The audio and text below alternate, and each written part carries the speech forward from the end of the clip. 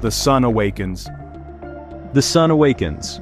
Just as Comet Swan was putting on its show, the sun decided to join the party. On September 28, after weeks of relative calm, the sun erupted with an M6.4 class flare, its strongest in months.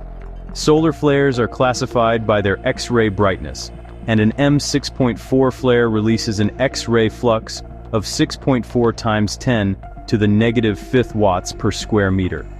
Instruments aboard the GOES 18 satellite, which constantly monitor the sun, detected the spike in near real time.